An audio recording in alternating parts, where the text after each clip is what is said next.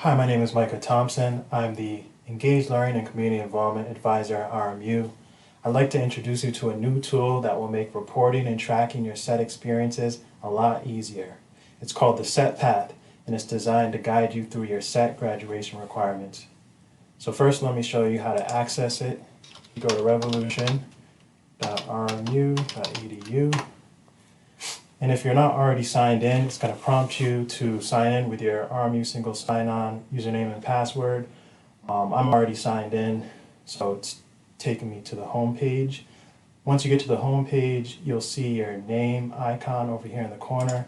You click on that, and then you'll see paths show up on the side menu.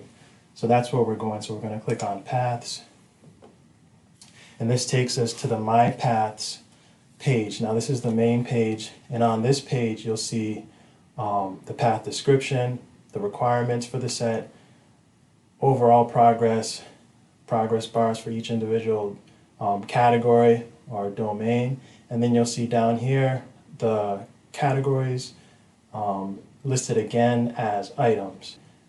This is where the magic really happens. If you expand all here, you'll see underneath each domain is a list of, we call them path items. And these are all of your various options for fulfilling each of these domains, these set categories. So these are the different types of experiences that you can accomplish in order to fulfill a domain and get your set credit. So here you'll see, let's look at professional experience. So we have non-academic internship, academic internship, professional development portfolio, and then for our student athletes, there's the Colonial Focus Athletic Study Hall program. So you have about 4 different options to complete the professional experience domain, depending on who you are. And you'll notice that each of these is actually clickable. So when you click on this path item, it gives you some instruction on how to report the experience, which we'll talk about more in the next video. It also gives you a little bit of information about the experience type, and if you want additional information, it tells you who to contact. So let's go back to the progress page, and so each of these is clickable. You'll notice here this is a grouped item.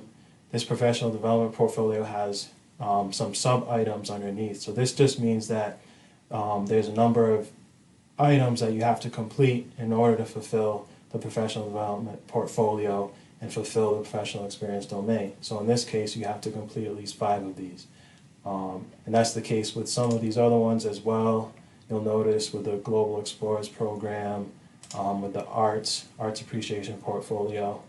So some of the items, path items, have multiple sub-items that you need to complete. You'll notice here that this is a professional development event. When it comes to event items, the cool thing about this, which is probably the best feature, is that when you attend a SET eligible, in this case a SET eligible professional development event, it'll automatically be added to your SET path once you successfully swipe in and out if it's an in-person event, or if you visit the attendance URL for a virtual event. So these do not need to be self-reported. As long as it's in Revolution and it's a SET eligible event, which in another video I'll talk about how to identify SET eligible events. This is all you really need to get started. In the next video I'll explain how to report experiences so that they show up on your SET path. Thanks for watching, and if you need assistance, feel free to reach out to me. My email is in the video description. Thanks.